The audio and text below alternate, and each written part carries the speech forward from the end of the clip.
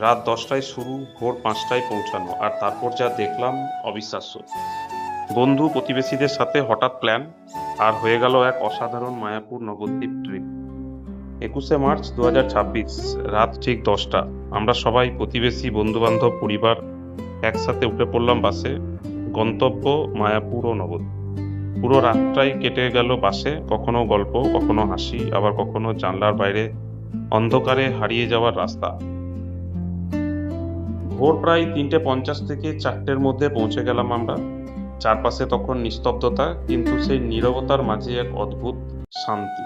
সূর্য ওঠার আগেই সেই মুহূর্তগুলো একদম অন্যরকম। মনে হচ্ছিল যেন শহরের সব ক্লান্তি এক মুহূর্তেই দূর হয়ে গেছে।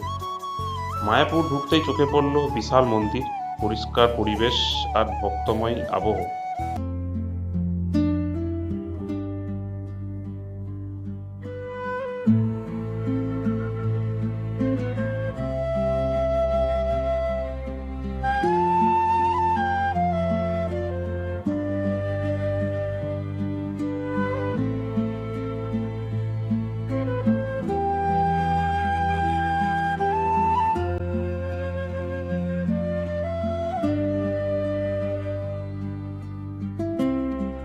মন্দিরে প্রণাম, কীর্তন আর সেই পবিত্র ভাইব, সব মিলিয়ে মনটা একদম শান্ত হয়ে গেল। বন্ধুদের সাথে ঘোরা, ছবি তোলা, আর মাঝে মাঝে শুধু বসে সেই পরিবেশটা অনুভব করা, এই ছিল আসল আনন্দ।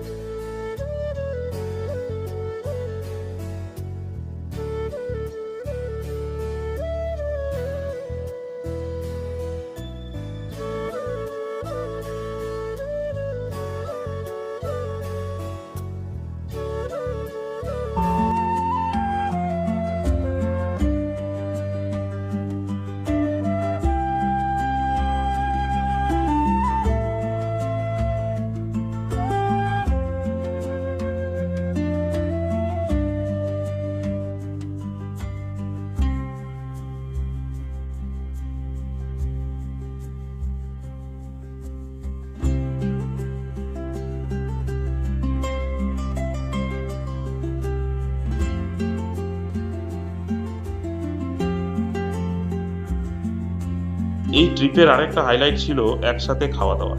সাধারণ খাবার, কিন্তু একসাথে বসে খাওয়ার আনন্দটাই অমূল্য।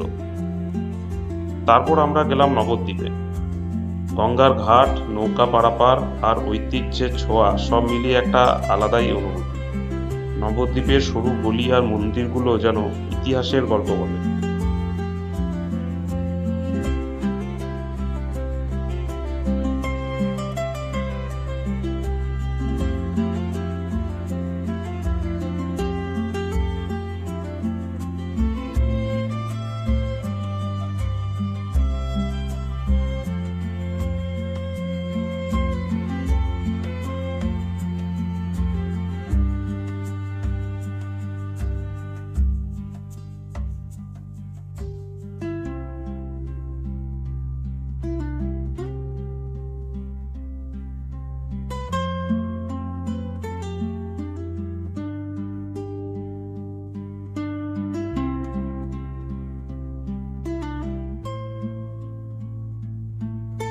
পুরো দিনটা চোখের পলকে কেটে গেল।